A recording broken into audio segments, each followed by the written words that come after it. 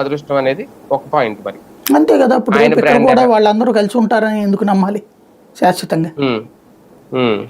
Bharatiya Janata party తనకు ఒక formula ఉంది, ఏదో 1 or 2లో ఉండాలి.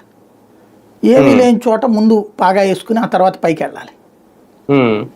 పవన్ కళ్యాణ్కి జీవితకాలం ఎవరికి అసిస్టెంట్గా ఉండాలని కోరుకుంటాడా? వాళ్ళ కార్యకర్తలు కానీ వాళ్ళు అంటే ఆయన సీఎం కావాలని ఉంటది కదా. అంటే వాళ్ళు 10-15 ఏళ్ళు అయితే ఫిక్స్ అయ్యారేమో, తర్వాత ఏమో ఈ ఆలోచనలు అంటే కరెక్టే, అది మాట బానే ఉంది. ఆయన ఫిక్స్ అయినట్టు ఆయన కార్యకర్తలు ఫీల్ అవ్వాలి కదా, కాపు సామాజిక వర్గం ఫీల్ అవ్వాలి కదా. మాకు అక్కర్లేదు పదవి రాజ్యాధికారం, మా తరాలన్నీ అయిపోయినాయి, ఇంకో తరం కూడా పోదాం అనుకుంటారు వాళ్ళు. అది కూడా ఉంటాయి భవిష్యత్తులో. జగన్ ముందు ఇప్పుడు ప్రజల్లోకి వెళ్ళడానికి ఏమన్నా అవసరాలు లేదంటే అడ్డంకులు ఏమన్నా ఉన్నాయా సార్? అందుకే కాస్త సైలెంట్ గా ఉంటున్నారా? పార్టీని ముందు పటిష్టం చేసుకుని తర్వాత ఆలోచిద్దాం అనుకుంటున్నారా? ఎవడెళ్తాడు చెప్పండి? ఇప్పుడు కేసీఆర్ తిరుగుతున్నాడా రోజు రోడ్ల మీదన?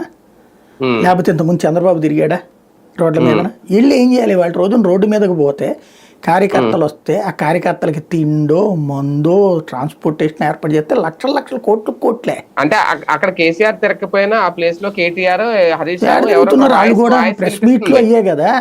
అదే అండి, కానీ రోజు ఈయన మాట్లాడుతున్నాడు కదా. అదే అంటున్నాను, ఇక్కడ జగన్ తప్ప వేరే వాళ్ళు లేరు కదా. అవును, అక్కడ కూడా వేరే వాళ్ళు ఉంటారు కదా. కేటీఆర్ ఉంటాడు అంతే. అదే కేసీఆర్ బదులు కేటీఆర్. ఇప్పుడు వీళ్ళ ఆవిడని కూర్చోబెట్టలేడు కదా ఆయన. కూడా మాట్లాడే వాళ్ళు ఉంటారు. సమస్య అది కాదు కదా. బేసిక్ పాలిటిక్స్ ఏంటి అంటే రోడ్ల మీదకి వెళ్ళిపోయి జనాల్లో ఇప్పుడే తిరిగేస్తే ఖర్చు తగలేసుకోవడం తప్ప ఇంకేం మారిపోతుంది? అర్జెంటుగా టైం తీసుకోవాలా, ముందు టైం ఇవ్వాలా ప్రభుత్వానికి కూడా, అయ్యాక చూసేది. వివిధ రూపాల్లో జరుగుతున్న దాడులు అంటే కేసుల రూపంలో పిఎస్ఆర్ ఆంజనేయులను అరెస్ట్ చేయడం కానీ, లిక్కర్ స్కామ్ వ్యవహారం, ఇప్పుడు ఈడీ కూడా రంగంలో దిగింది అనేది మొదలు, ఇవన్నీ ఒక రకంగా కంట్రోల్ చేస్తున్నాయి జగన్ ని. రేపొద్దున ఇవే